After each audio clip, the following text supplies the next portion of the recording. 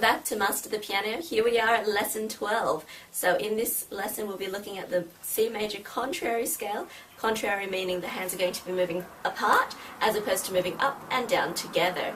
And after that we're going to be trying to consolidate everything we've learned in a new piece called the Contrary Blitz. Join us and I hope you enjoy. Bye! Welcome back to Master the Piano. This is lesson 12. So we're going to be doing a piece called Contrary Blitz. Before we do that, we've got to do a warm-up. This time we're going to be doing a contrary scale. What we've been doing so far has been similar scales. So that means the hands move up the keyboard and down the keyboard in a similar way. So they go up together, they go down together. For a contrary scale, what we actually have to do is start in the center and move our hands out, move our hands back in. So that's contrary because our hands are moving in contrary motion to each other. The first thing we're going to do is have a look at how this scale is constructed. So the right hand does its normal activity. It goes up the scale, it goes down the scale. The left hand actually starts off backwards, so we go down using the same fingering and then we come up. So this is going to take a lot of coordination. We're going to start off first of all with C major contrary. This is a nice straightforward one to do because it needs no sharps and it needs no flats. So what I'm going to get you to do is take your thumbs, both number one fingers, and plant them onto middle C. The thumbs should be facing each other, resting on the sides, like that. So that's our thumbs. Now our number twos go down, threes. Take both thumbs and go underneath. Ones, twos, threes, fours, fives, back in, 4, 3, 2, 1. 3, 2, 1. Now the left hand, to do the chord, is going to have to move down to its similar motion position of 5, 3, 1. Like that. So you should have noticed that the finger numbers actually went down at the same time. This isn't always the case, but for C major it is. So we're pretty lucky here. Let's try it again. 1, 2, 3, under, 2, 3, 4, 5, 4, 3, 2, 1, 3 goes in, 2, 1, left hand drops down, 2, 3, 4. Okay. If you're feeling particularly adventurous, try doing the G major contrary. It's not written on your music, but if we're doing the G major scale, we start on G. Look out for the F sharps. F sharp is here, and there's an F sharp here. So let's try that. 1, 2, 3, 1, 2, 3. The right hand goes up. 4, 3, 2, 1, 3, 2 goes up. Okay, so that's just a little bit of a teaser, just to see how you're going with everything. Now we're going to look at the piece, Contrary Blitz. Don't be daunted, I guess would be my first piece of advice. You've got a lot of black notes on there. You've got a lot of crotchet counting, you've got a lot of quavers. You don't have a lot of semi-breves. It's not like the canon in D, which we did last time. Let's see. First of all, we notice that our hands have to play at the same time quite a bit. We have to look at how many beats we're counting in, so it's going to be 4 counts in each bar. We then look for sharps and flats, so I already notice in bar 6 I see some sharps, bar 7 has got some sharps. Let's see what sharps they are. Those sharps are next to the letter F. Okay, so just remember that. Then in bar 9 we notice that there's a B flat, a flat sign next to the B. Okay. Then in bar 13 we notice that there is a sharp next to the letter G. And then it goes back to just having normal white keys or natural notes. Okay, what we're going to do first is the right hand for the whole piece, then the left hand for the whole piece. Start with your thumb on middle C. C, E, G, F, E, D, C, E. Double time these are quavers. 1, 2, 3, 4. Take your fifth finger, jump up to the C octave. 2, 3, 4. Now we plant our thumb on the G. 1, 3, 5, 4, 2, 1. Take your second finger on the F sharp, fourth finger on the A. Now we're going to slide and change, do a silent change. So we take our third finger and we slide it onto the A, and we do those quick quavers again. 1, 2, 3, 4. Take your fifth finger up to the G. 2, 3, 4. Now we take our thumb and we go down to the F, 4 notes above middle C. F, A, C, 4 on B flat, 3, 2, 1, 3. 3, 5, 3, 5, 3, 5, 3, 5. Jump up to the F.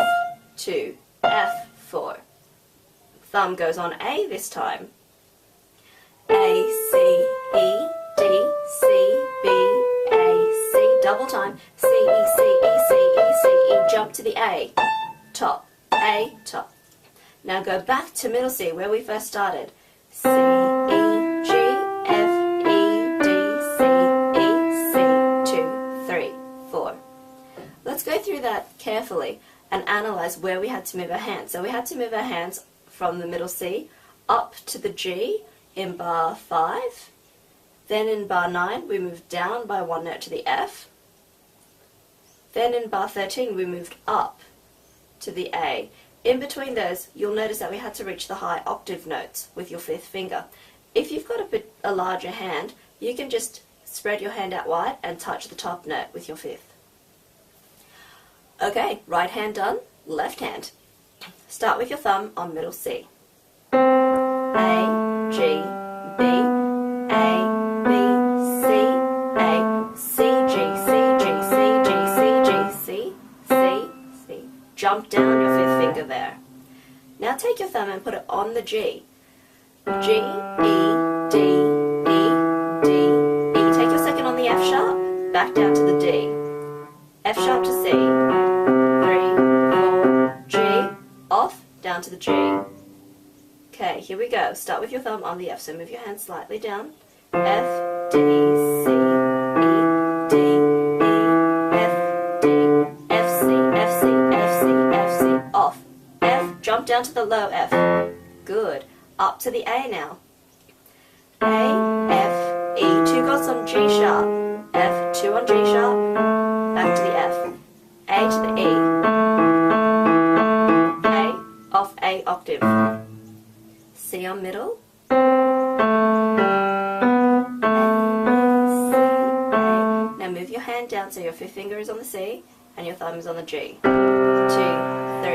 4. What we're going to do now is break it up into 2 bar phrases. So start medium loud, sharing middle C. 3, 5, and G. So both G's, 4 and 2. 3s, 2s, share the C, and spread out to your thirds, E and A. Let's try that again. 1s, 3, G and G, F and B, E and A, B and D, C, E and A. Let's try that at speed.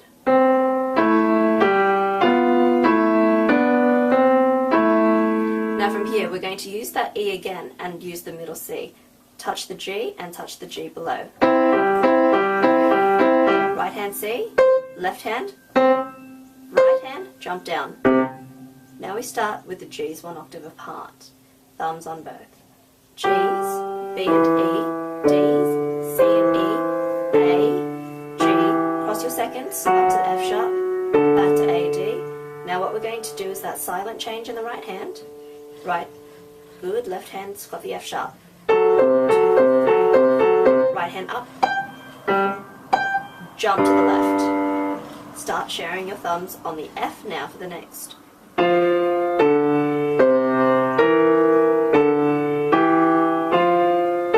Now take the A and take the F. Right F, left F, right F, left F, jump. Now we start by the A's, so share your thumbs an octave apart. Look at that, you've got a 4 on the D and 2 on the G sharp. Now we come to the C and F, B and G go down, A's together, C and F, and spread out. C here, A here. A, jump down the octave. Back to where you started.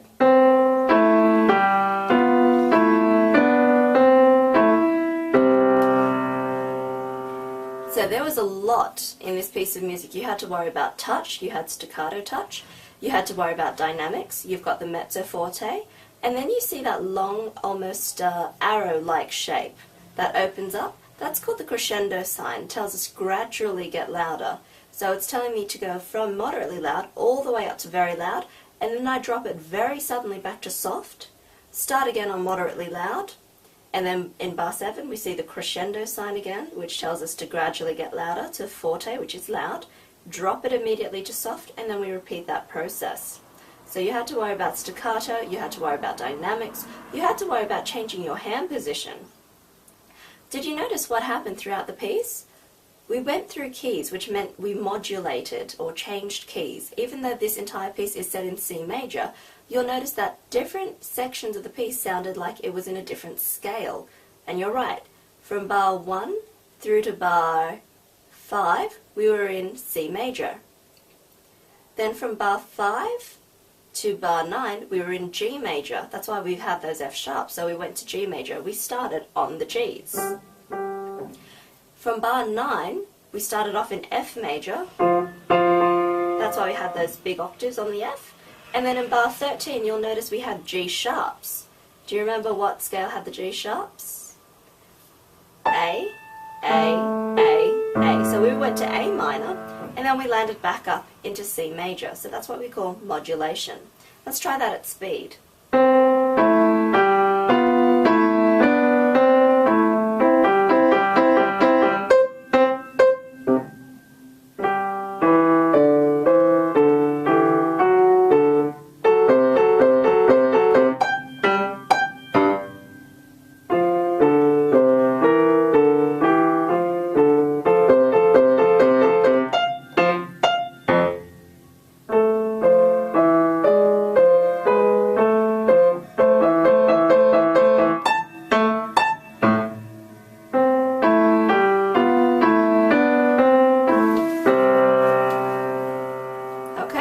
Well, that concludes our 12th lesson. I hope you've enjoyed this beginning introduction to piano, and keep practicing, and hopefully I'll see you again soon. Take care. Well, that was lesson 12. I hope you enjoyed it, and don't be frustrated if you can't get this piece right at the first go. It takes a lot of time because you're doing a lot. Music is one of those things where you've got to really use all areas of your brain, and if you're anything like me, that's going to be a bit tough.